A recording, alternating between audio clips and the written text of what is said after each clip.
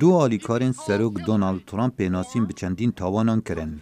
ریوبری بری بانگا هلبجارتنین سروک ترامپ پول منافورت و پاریزری بری و تایبتی سروک ترامپ مایکل کوهین پیناسین به 8 تاوانن مزن کرن. کوهین زدگاوی به سر قانون باجه و قانون برحف کرنا دراوی بو بانگا هلبجارتنان کریه.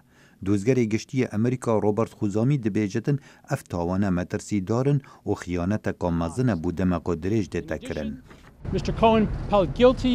بررس کوهن پیناسین به توان برحف کرنا دراوی با هلبجارتنان و بجداریان قانون کمپانیان کریه.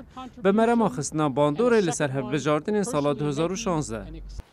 زیدباری هنده کوهین پیناسین کر کو اوی درافی دای دو جنان جبر کو رنگ داخویانی وان باندورکا خراب لسر بانگا هلبجارتنین سروک ترامپ بکد. حتی انها منفورد سوجداره به 8 گنهان جه 18 تاوانان. شارزایان گوتن دنگ امریکا اف هر دو دوزه و رواهی که زورتر بدن لیکولر تایبت روبرت مولل و لیکولی نوی لسر دستوردان روسیه ده هلبجارتنین سروکاتیا امریکا ین سال 2016.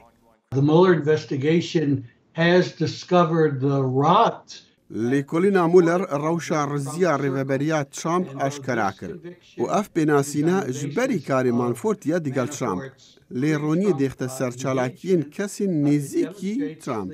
سروک ترامپ دبیجه سوجدار کرنا منفورد تفلیبونا روسیا بو برجاوندیاوی ده هلبجارتنان دا پشراس ناکد. لیشارزا دبیجن گرا دویا دادگاه کرنا منفورد ویل مها نه بتن ویل سر پشگریا حکومت روسیا بد درباره اوکراینا.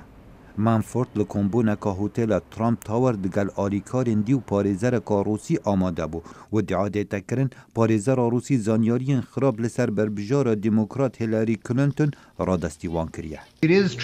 اف کسا کوهین و رنگ مانفورد دشنها و دست به آلیکاریا دوزگران بکن و از باوردکیم اشکرابونا زانیاریان و بردوان ببه. جافدرین سیاسی دبیجن نابت لیکولینا به سروکاتیا روبرت مولر بیتا دور خستن.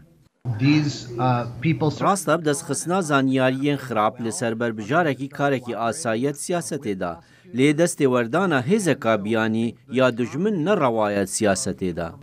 بوچونین چافدران ریک دکبن که اگر آشکرا کرنا گندلیا هندک آلیکارین ترامپ باندور لسر پشگریا خلکه بو ترامپی نکت لگواشا بردوام و بوچونا هندک دنگدران بگهره و دوباره هلبجارتنا ترامپ و زحمت بد.